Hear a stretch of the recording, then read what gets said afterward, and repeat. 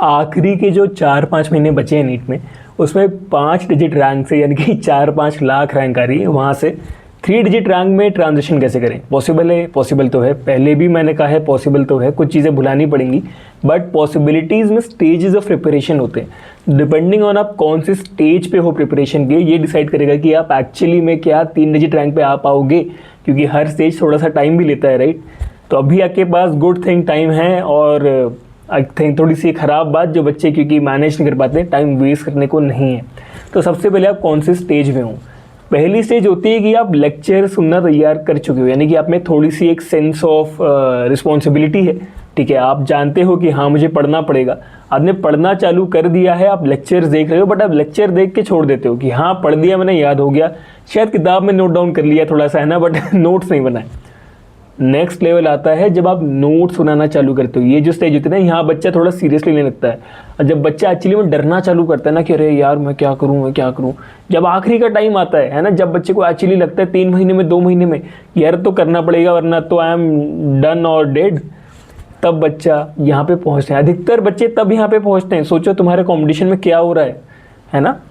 दूसरा स्टेज ये है। अब बात ये है कि अधिकतर जनता स्टेज की आगे बढ़ती ही नहीं है। नेक्स्ट स्टेज पता है कौन से? नेक्स्ट स्टेजेस हैं क्वेश्चन प्रैक्टिस के, टेस्ट के, है ना, रिव्यूज़ के। अधिकतर लोग यहाँ पहुँचते इसलिए नहीं है बिकॉज दे नो कि एक बार वो देख लेंगे ना कि कितने मार्क्स आ रहे हैं, कितने क्वेश्चन सही हो पा रहे हैं, तो सच्चाई पता चल जाएगी। उनको पता चल जाएगा कि what they have been doing, how they have been wasting their time, and अब वो कैसे उनके पास वापस आ रहे हैं। तो बच्चे डरते हैं ये देखने से। बच्चे क्या, हर इंसान डरता है अपनी गलतियां देखने से, इसलिए हम दूसरों को गलतियां गिनाते हैं बट खुद की कभी गिनते नहीं हैं। तो यहाँ तक पहुँचने के बाद be a little brave, accept what has happened, और क्वेश्चन प्रैक्टिस करना चालू करो। अब दिन में कितने क्वेश्चन करूँ? सर आप तो कहते हो 300 सवाल करो, आप MBBS में हो, आप तो कुछ भी बोलते हो। अगर 300 सवाल नहीं हो रहे, हालांकि करने हैं, बच्चे कर रहे हैं, and you should do it as well, but अगर आप वहाँ नहीं हो तो डू दिस, 10-20 सवाल से चालू करो, ठीक है? 10-20 सवाल दिन में नहीं, 10-20 सवाल हर 3-4 घंटे में, 10 करो, 20 करो, ठीक है ना। आज जो एरर लॉग बुक मैंने कही थी कि दूसरी NCERT लो और हर PYQ जो गलत हो उस लाइन को ढूंढ के NCERT में रेड लाइन से अंडरलाइन कर दो, ठीक है? 10-20 सवाल करो, रिव्यू लो। बिना रिव्यू लिए बच्चे कोई पॉइंट नहीं है, वेस्ट ऑफ टाइम है, ठीक है ना। रिव्यू लिया, फिर 10-20 सवाल करे, फिर रिव्यू लिया, ठीक है ना। फॉर्मूला शीट्स बनाई, कमरे में चिपका दी, सुबह सुबह उठ के पढ़ा बैठ के। सुबह सुबह उठो, फ़ोन नहीं देखो, सुबह उठो फ़ोन उठाइए नहीं, फ़ोन को कहीं कोने में फेंको। सुबह उठो, दीवार पे जहाँ चिपका रखी ना वो शीट, वहाँ जाके उसे बैठ के पढ़ो कि अच्छा ठीक है यहाँ पे ये लिखा है, यहाँ पे ये लिखा है, इस तरीके से, ठीक है। अब अगला स्टेप क्या है? अगला स्टेप है रिव्यू लेना। रिव्यू कैसे लेंगे? पहले दोस्तों से डिस्कस करो, जो भी आपकी आंसर कीज़ उन्हें देखो। पेपर देते हैं बच्चे, आंसर कीज़ देखते ही नहीं है, ठीक है ना। टीचर से बात करो कि आप एक्चुअली में कैसे कर सकते हो। काफ़ी बार बच्चों को लगता है कि स्कूल के टीचर बिल्कुल बेवकूफ़ होते हैं, टीचर्स को कुछ नहीं पता, but you would B amazed कि कितनी बार वो कंसेप्चुअली आपकी हेल्प एक्चुअली में कर सकते हैं। तो अगर आप अभी भी 12वीं में हो और अपने टीचर से बात कर सकते हो नीट को लेके अपने, तो try asking them for concepts at least. हो सकता है कि उनके MCQ स्ट्रक्चर इतने अच्छे ना हो, बट हो सकता है conceptually they can help you a lot.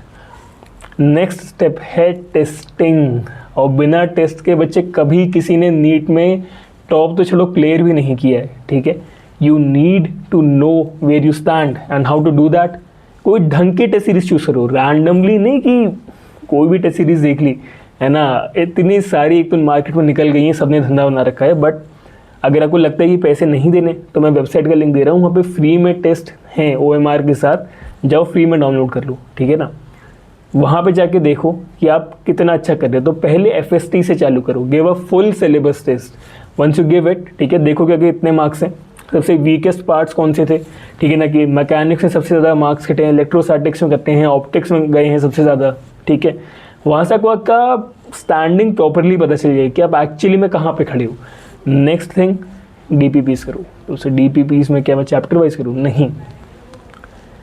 11th को 4 पार्ट्स में बांटो, 12th को 4 पार्ट्स में बांटो। कितने हो गए? 8 DPPs। कहाँ मिलेंगे?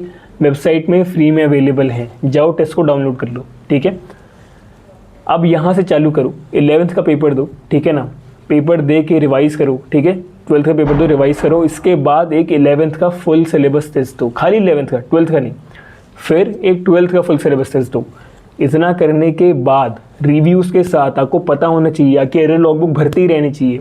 ये होने के बाद go to the FST again, और अब देखो कहाँ पे हो। You would be shocked to see कि कितना डिफरेंस आ जाता है, कितना डिफरेंस आ जाता है बच्चे। आप यहाँ पे थे, आप यहाँ पहुँच गए खाली इतना सा करके, खाली पेपर्स को रिवाइज कर करके, क्योंकि आते तो क्वेश्चन पेपर से ही है। तो जो क्वेश्चन मतलब फॉर्मूला नहीं भी पता उस क्वेश्चन को रट लो कभी कभी, है ना, कभी कभी करना पड़ता है बच्चे, I know, but the paper is of speed and you have to play it that way. Okay, आप आराम से, बहुत आराम से 580-600 तक पहुंच जाओगे इतना करने के बाद। लास्ट स्टेप क्या है? लास्ट स्टेप है एक छोटी सी एरर लॉगबुक बनाने का, ठीक है ना। एक होती है आपकी NCERT, एक और छोटी सी किताब बनाओ, वहाँ पे जाके कंसेप्ट्स नोट डाउन करो। मान लो आपने मैकेनिक्स में फ्रिक्शन में गलतियाँ करी, आपने स्टैटिक और काइनेटिक फ्रिक्शन में गलती करी, वहाँ पे उसे लिख दो कि मैंने 4 बार यहाँ पे गलती करी है आज बैठ के, ठीक है ना। That is something that you will do tomorrow, या फिर वीकेंड पे, जैसे भी आपको सूटेबल लगे। मैं तो वीकेंड पे करता था, तो जाओ वीकेंड में जाके करो, ठीक है। बायोलॉजी में आपने बार बार आज एनिमल किंगडम में एग्जाम्पल्स उठा दिया, आप स्पॉन्जिस में स्पॉन्जिले का एग्जाम्पल भूल गए, वहाँ पे नोट डाउन करो कि मैं एनिमल किंगडम में इस टॉपिक में फाइलम में इसका एग्जाम्पल भूल रहा हूँ। Be precise. Why be precise?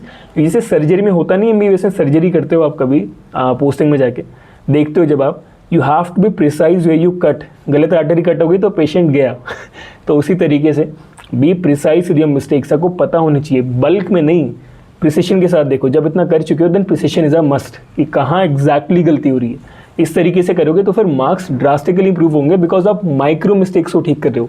आप गधों की तरह बस ऊपर से बार बार पढ़े नहीं जा रहे, you are fixing the micro errors in your preparation, ठीक है। इसी तरीके से केमिस्ट्री में देखो, फॉर्मूला भूल गए तो कौन सा फॉर्मूला किस चैप्टर में भूले वो लिखो, उस लॉग बुक की एक आंसर लॉग बुक भी बनाओ, ठीक है। यहाँ गलतियाँ डे 1 की, यहाँ आंसर्स डे 1 के, यहाँ गलतियाँ डे 2 की, यहाँ आंसर्स डे 2 के।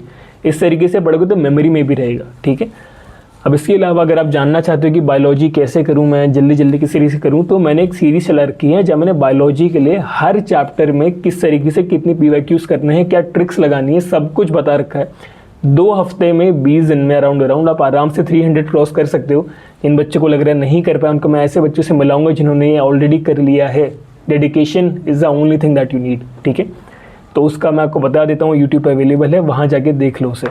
और कोई क्वेश्चन है आप कमेंट सेक्शन में कमेंट कर दो, मैं आपको आंसर कर दूंगा, ठीक है। अगर हमसे डायरेक्टली बात करना चाहते हो तो मैं इंस्टाग्राम का लिंक आपको दे देता हूँ, आप वहाँ जाके मुझसे बात कर सकते हो। और भी अगर कोई क्वेश्चंस हैं then I am always open to them.